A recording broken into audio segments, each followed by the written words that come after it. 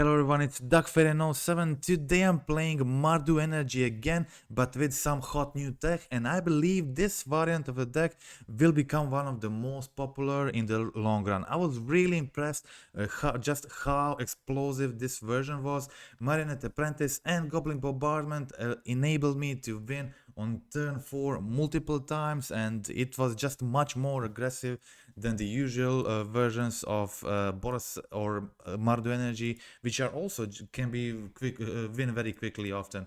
But here we have Ocelot Brides, we have Marionette Apprentice together with a Bombardment and stuff like Orcish Bowmasters. All of these cards are really hot with Bowmaster and deal a lot of damage. If you compare this with Apprentice, every creature you sack deals 2 damage, and that is going to get opponent down to 0 life very quickly. If you are able to put 2 Apprentice on the field with a Bombardment, then it just goes crazy. But Bombardment is good. Point is, Bombardment is good on its own in a deck. Sacrificing Flage for additional damage. Your Bowmasters, every creature it dies, it synergizes greatly with Ajani, letting you sack Cat to flip it. Letting you have a red permanent on the field to support its ability. It works superbly with Ocelot Pride tokens, getting some very early kills, and because of that, in this version I have lightning bolts in the main, just trying to be super aggressive with all the damage with Apprentice and the lightning bolts and the Goblin Bombardment and Flage and Bowmasters. All of this can go face and can really you can deal a lot of damage to face with this deck and win very quickly. Just try to be super aggressive, and this was the reason why I won the trophy with this league with this deck. With this version in this league, because I would not be able to win it if I had some other cards. I played some matchups which are usually bad matchups for a deck, and I was just super quick, and that was the reason why I was able to get the win. Okay, so on the sideboard, same sideboard as my previous version of MARDU Energy. By the way, I just made a sideboard guide for my previous version of MARDU. Okay, so I think these two are my favorite ones, and I'm still not sure which one is going to become more played in the future. Which, or is this Bombardment going to be #1 way to play the Mardu, or is it going to be non-bombardment builds? But the non-bombardment build already have the sideboard guide on my dictionary profile. You can find a link to my dictionary profile down below in the video description, and it's most of my guides are available in the medium tier. Just one guide so far in the guide tier, in the top tier. There will be more in the future. For those who really want to support me, I appreciate it. You can use the top tier, but most of the stuff will be available in the medium tier subscription.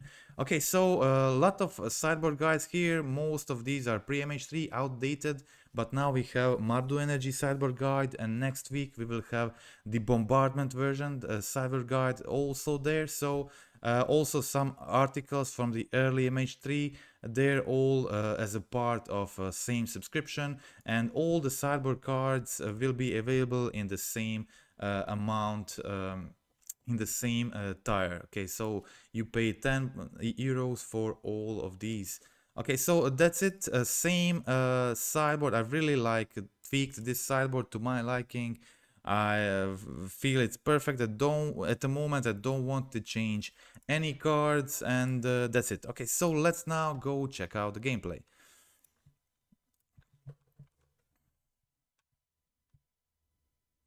Okay, so match 1. Starting second, but yeah, what happened here is I accidentally mulliganed. I didn't want to mulligan that hand. That was brutal perfect hand, but I accidentally clicked the mulligan button. But I also mulliganed to very good 6 card hand, so it was okay. Okay, so I decided to go for Ocelot Pride here and do the Surveil this turn. I wanted to put Ocelot Pride as soon as possible on the field, start attacking, try to get the abilities. I had removal in my hand to clear the way for the Ocelot. Opponent bounces my Ocelot, that is fine. I'm able to kill the Teferi with the Bowmaster and replay the Ocelot Pride and pass the turn again. Okay, opponent goes for a Stoneforge and finds a Caldra. So I really want to kill Stoneforge here. Opponent uses Force to get rid counter the burn spell, but I have another one, and I'm now able to start attacking with Ocelots, start connecting here. Getting the damage through. Okay, so here I get the Ether Hub, find the Guide of Souls here and play another Raptor, and my opponent just scoops it up. Okay, so that's it. My opponent played a blue-white Stoneblade deck. Okay, so some brew. Okay, so not sure on the exact deck list. But yeah, they had Stoneforge and some removals.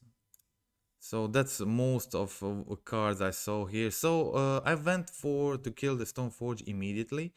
Find the planes, play Ajani and pass the turn. As you can see here, for sideboard for this game was very simple.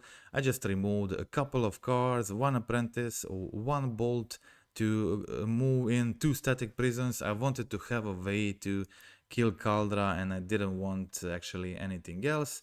Here I find a Flage and I was able to fill the yard for a Flage. I decided to put Guide Souls in my hand because I already have enough cards in the yard to play the Flage. So here I was able to recast a Flage from the yard. Very, very powerful turns. It doesn't matter opponent played some kind of a brew. It was just very, very strong hands I had that would win against most of decks.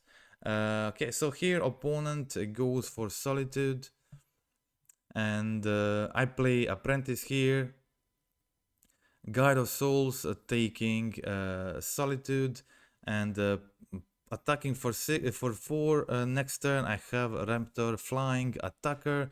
Also, if another sweet thing about Apprentice, it's a good way to win against those Wrath of the Skies decks, because you'll also have a bunch of creatures in the field, and if they play the Wrath of the Skies, they are going to take a lot of damage and they will need to kill Apprentice before doing the Wrath, and sometimes they just won't be able to do that, and Apprentice will do enough damage for it to matter and maybe win the game that way. Okay, so let's go check out match 1 was very fast, so let's check out match 2. Okay, so had to mulligan to 1 lander and keep pretty decent keep. I have 2 Apprentice and the Raptor and the removal. Okay, so opponent grieves me. They take Raptor and not trying to scam the grief. They just took my card. Okay, opponent exiled Fell of the Profane, which means they're probably playing Necrodominance. Okay, so I decided to start with Marionette Apprentice. I didn't want them to just play the turn 2 Bowmaster, kill my Ocelot Pride, so I decided to start with Apprentice. Here I start attacking opponent, and as expected, they had the Bowmaster, so I was expecting them actually to kill the servo and then try to double block the Apprentice, but yeah, they did it better, and I traded for Bowmaster, so I was okay with that. I played Raptor, find Ocelot Pride, opponent goes for another Grief ability, and then plays the Necrodominance. Okay, opponent draws a bunch of cards, finds a Soul Spike, kills my Ocelot Pride, passes the turn, I play another Pride, and attack them for 3, putting them down on 11. Okay, so opponent plays Sorin, pitchcast Grief, taking the Ajani. They are now on 1 card in hand, but keeping the mana, which means obviously they're looking for Orcish Bowmasters. And here it is, my Bowmaster, but maybe turn too late. Okay, so opponent goes for the Bowmasters. It was pretty obvious they were keeping mana for it, but there's just no way to play around this. So I just attack with everything, trade, and kill their Bowmaster. Now they have 4 cards in hand. If they want to use Necro Dominance, well, they will be forced to kill the Bowmaster, but they were able to kill the Bowmaster and cast Sheldred, so that was game over. I conceded. They just had it all, and that was it. Okay, so let's go check out game 2. And the sideboarding plan, obviously one of the better cards for this matchup is um, Celestial Purge card. I really play mostly for this matchup and like it here the most. It just removes everything, the Necro Dominance, the Scammed Grief, or even Unscammed Grief. Just takes care of the Sheldred, Bowmasters, all the problem things. Okay, so here I start with Ajani. I played Marionette Apprentice and start attacking. Didn't want to attack with Ajani if they have Bowmasters. Yeah, they had it, so that was a good decision. Opponent plays the Necro Dominance again, this time drawing a bunch of cards. They're down on 6 and don't find the Soul Spike, so that was some pretty draws for the opponent. I was able to go 4 damage to face with the Flage, because additional damage when Flage dies. And then they had Soul Spike to survive a turn here. And they were down on 4, so they could draw 3 cards, putting them down on a 7, but that is not enough, because I have a surprise Arena of Glory in my hand with Flage. This means I can just haste my Flage, deal 6 with Flage, and that is then enough to win with my board state. So that is the game. Let's check out game 3. Okay, so game 3, keeping kind of nothing special hand, but I had Bolt, Bombardment, Flage, potentially with 2 creatures that make tokens that can deal a lot of damage. And when they're doing the Necro Dominance stuff, cards like Burn Spells can be pretty effective. Unfortunately here opponent takes my Bombardment. I go for Ajani and pass the turn. Okay, let's see the sideboarding plan. I take out all my Ocelot Prides. They feel like the weakest card in the matchup, and they have Bowmasters that can easily kill it. So I took those out. As I think I left a few in, maybe on the play, but on the draw they just often feel too weak. Okay, so opponent had a good turn, Necro Dominance into Soul Spike. That was pretty good. I decided to hold the Bowmaster for their turn, pass the turn. Okay, so now I also have some nice cards from the sideboard. They're Celestial Purges, Static Prisons, just a couple of ways to deal with this. I decided to kill their Sorin, but yeah, opponent tries to use Malachi Rebirth, but Necro Dominance doesn't allow Malachi Rebirth to work, so now they're drawing cards from Necro Dominance, but getting a lot of damage from the Bowmaster. They only have 1 mana spare. They went to draw too much, and they were down on a 6. So I have a lethal attack here. Opponent is able to kill my creature, but I'm able to escape Flage and deal 3 last damage, which I need to finish this match. So that was a win. Let's check out match 3.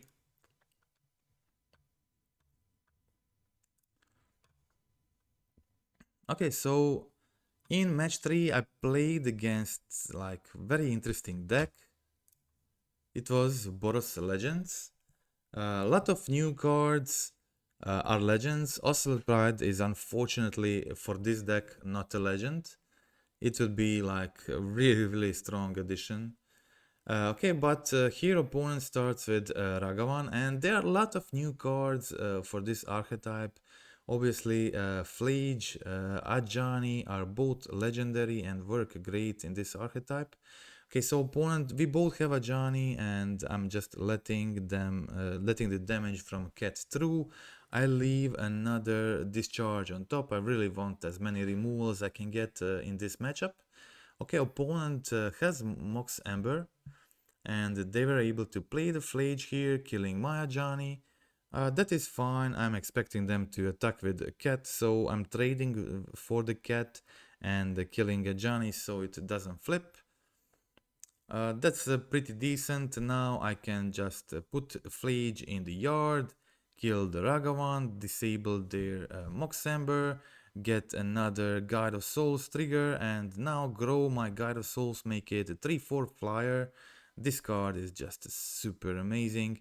Okay, so here, end of turn, I decide to go for the Galvanic Discharge, kill one of their creatures. On my turn, escape Flage, kill their second creature. And yeah, now I really can't lose from this position. And my opponent concedes, so that is the game. Let's check out game 2. Okay, so for this matchup, I decided to trim 2 Marionette Apprentice, 1 Bombardment, 1 Lightning Bolt to fit in the, or 2 Ocelot Prides to fit in the sideboard cards. Sideboard cards, stuff like 2 more removals in Static Prisons, some graveyard hate because they're a Flage deck, and Flage is just one card, but it can be like truly crucial in the matchups like this. And this game was really amazing. It showed the full power of Goblin Bombardment. So as you can see here, I'm fully using this bombardment. This bombardment already killed 2 of my opponent's creatures. It like single-handedly enabling me here to survive in this match. And the 2 Flages getting the life gain, triggering the bombardment were responsible for keeping me alive here. Okay, so this is now turn 5 and I decide to just sack the spell bomb to have a 5th card in the yard to escape Flage. I had multiple options but decided that this makes my chances best. Just escape the Flage, kill the Talia, and now if they kill the Flage I can sack it to kill the Cat Warrior token and probably just be sure to survive this turn. Opponent has Solitude, but that's gaining me 6 life, so I decide to let it happen. I have another Flage in my hand, and here you can see again doing that same thing, just killing their creature and then using bombardment to kill a token. This was the 3rd time I killed their creature for free with bombardment, and it was really the game where bombardment shined. And here it also allowed me to flip Ajani, and it's a red permanent for Ajani, so I can start creating those Cat Warrior tokens and dealing damage to my opponent. Maybe it was risky to flip Ajani this turn. I should have probably waited a turn to do this. This way opponent was able to kill my Ajani, kill my token with Ophelia. They had like best possible cards here. But here I find another Ajani with my M-Traptor, immediately flip it, deal 2 damage to Ophelia, play the Ocelot Pride, put Giganta to hand and pass the turn. And this was a very strong turn. Opponent has to deal with Ajani, but they can't. They are far from escaping Flage, so they concede, and that is the match. Okay, so let's check out match 4. Okay, so in the match 4 I played also against Energy. I decided to keep a risky one-lander because I had white mana, I had all these white one-drops, so it seemed keepable, and if I draw a second land, it was potentially very strong hand. My opponent had even sicker start, so they started with Gyro Souls into Raptor, hitting Static Prison, enabling them to put a counter on the Gyro Souls. That's amazing when it happens on turn 2 every time. Okay, so here I was able to attack with Untitled Pariah because I had my Bowmaster, and then I created another cat token, and yeah, but opponent was doing 2 Gyro Souls are really sick, and opponent hit Ajani with MTGO, providing them with 7 energy. Okay, so here opponent attacks with a double guide, and I have to take this damage. They have a 6 damage with flyers here. I put Fleege in the yard. I think this was a mistake. I should have... yeah, the better thing would be if I kept it in hand and just killed the Ajani, probably. Gain 3 life. This would put me in a safe zone to survive next turn.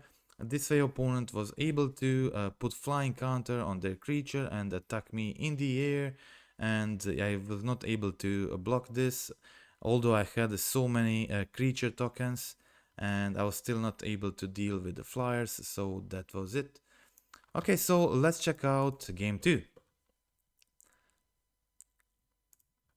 Also, let's check out the sideboarding plan against mirror. Okay, so for the mirror, I decided that I am taking Bowmaster and all Apprentice out. So it should probably be like 3 Apprentice, 2 Bowmaster.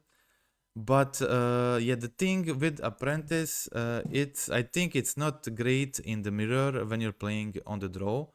On the play, I think it's fine to keep like maybe 2, 1 or 2 in, but on the draw, it's not bad, but it's the weakest among cards, and I preferred it in the different matchups where in this matchup I'm kind of concentrated on getting the Sun Cleansers, getting the Graveyard Hate to get rid of the Flage, and I need room to fit those in, and Marionette Apprentice seemed the most logical way to do this. So I dished them in the mirror, and since this mirror is very popular, I think having 3 Marionette Apprentice in your main deck is maybe a way to go, since often you will be trimming 2 or 3 of these in the Mardu mirrors. Okay, so but it was great. It was good in this matchup too, but it was even better in some other matches where I would just needed to be as quick as possible and just try to go as maximum damage as soon as I can. Okay, I was expecting my opponent maybe having a bolt here, but I have 2 Sun Cleansers in, so I was totally fine with it. And yeah, okay, so my opponent is on 6, and I basically have lethal here. So yeah, my opponent draws a card here, and I get Bowmaster token, which is enough for the lethal, so that is the game. Let's check out game 3.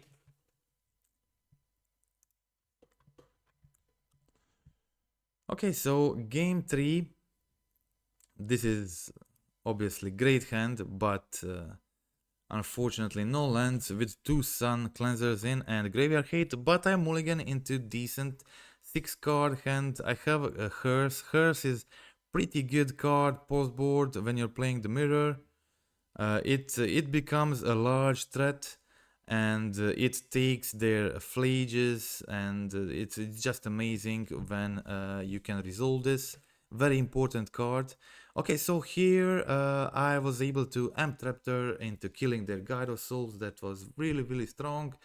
and now find a spell bomb, play another spell bomb.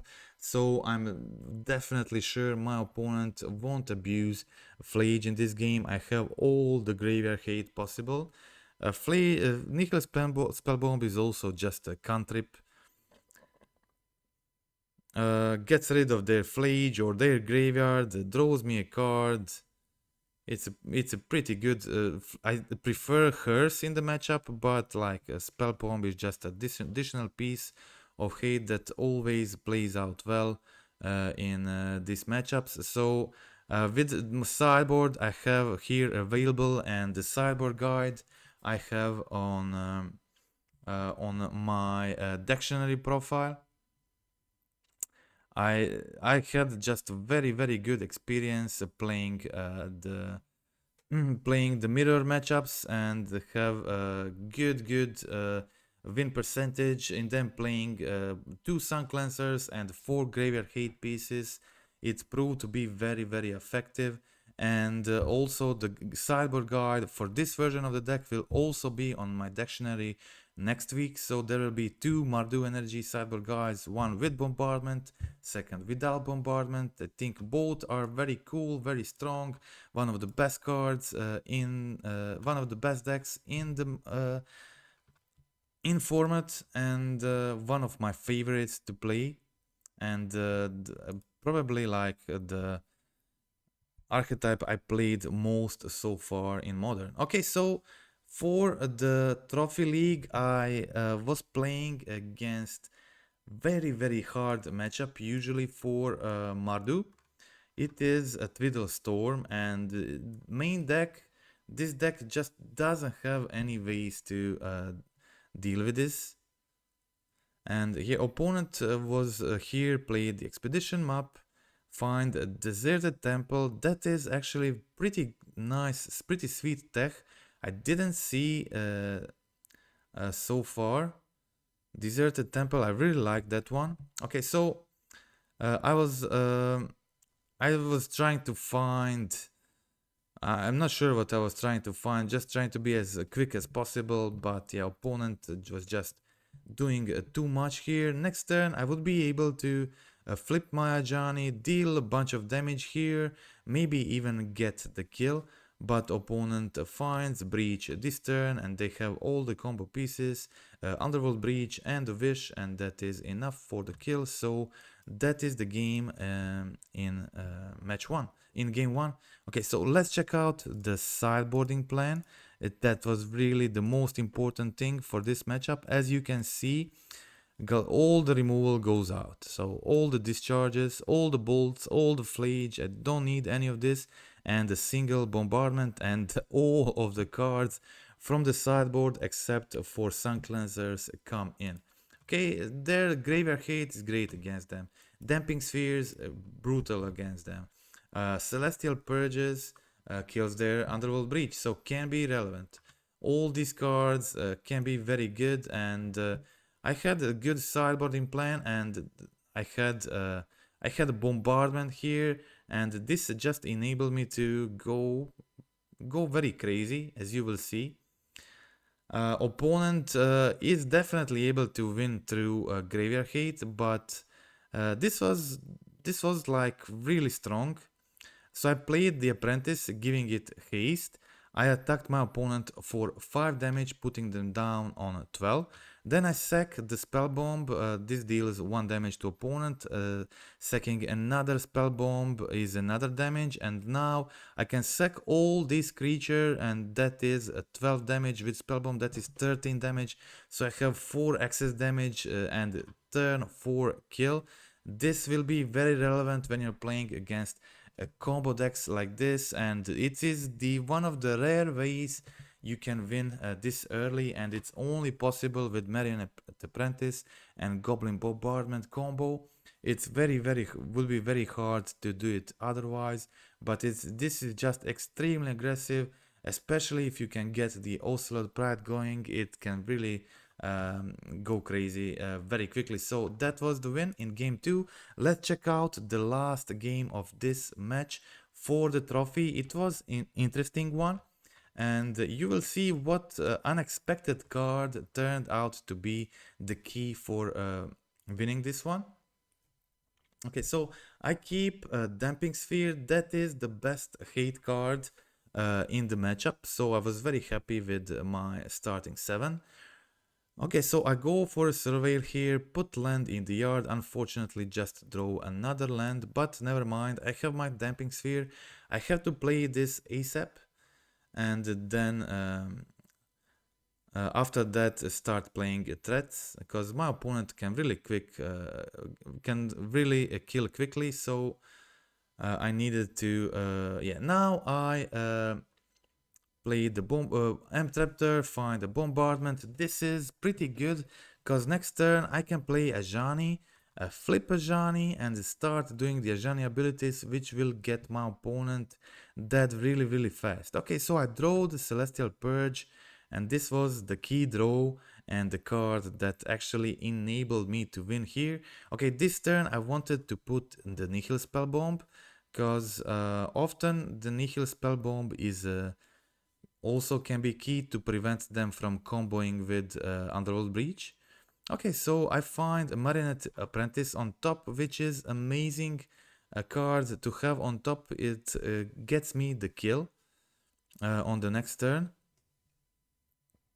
Okay, so I'm keeping the Spell Bomb here, and my opponent actually finds a solution for both a Damping Sphere and the Spell Bomb. So that wasn't enough. They tried to tap my Spell Bomb. If it's tapped, I can't use it. So in response, I draw a card from the Spell Bomb, kind of letting them think I don't have anything else. And now I expected them to play the Stirrings, get both red and blue mana, use their red mana to play the Breach. Yeah, they have only one red in the pool, so they play the Breach, and yeah, they're now trying to dig, but in response I play the Celestial Purge, take their Breach, and that was the key card to win this matchup. Next turn I can replay the Damping Sphere, or I don't even need to, because I have the immediate kill with Apprentice. I just play the Apprentice, I have 6 creatures, then I do the Ajani ability, deal 7 damage to face, then sack everything with Bombardment. It's just so much damage, and that's it, that's game over. That was the entire another trophy league. Yeah, so another trophy league that is in a row. All the leagues from last league were trophies, and this one also. I was not able to play much this week, but I played this one league with this amazing build of Mardu Energy and got the trophy immediately. And I feel like this is going to be very strong build moving forward. I would probably remove 4th Apprentice if I had a card I really want to play in the main, but at the moment I just don't have the card I'd rather play instead of this 4th Apprentice, but that is my flex slot for this build. I think 3 Apprentice is fine, because as I said, I think it's a card you're going to board out in the Mardu Mirror. Maybe not all of them, but at least 2 of them I think are mostly going to go out, depending on your sideboard and how many slots you need, of course. But that's it. Okay, so thanks for watching the gameplay. Hope you liked the video. Friendly reminder for the end to click like, subscribe, comment in the video. Tell me, how do you feel about this version of Mardu Energy? Do you prefer this or the last list from my channel, which also got a trophy, and I used it in the Creator Showdown event? And at that moment I thought that is like the best deck in Modern. I still think Mardu Energy is top deck and one of the 2-3 best decks in format. This build with Bombardment and Apprentice is very appealing to me, very interesting. I think it's very strong. It improves some of the hard matchups for Mardu, and I will be, as I said, again repeating, making the sideboard guard for this version next week too, and we have for the regular version from my channel. A sideboard guide is already online on my dictionary profile. Link for dictionary is in down below in the video description, and that's it. Okay, so thank you for watching. That's all for today. Goodbye.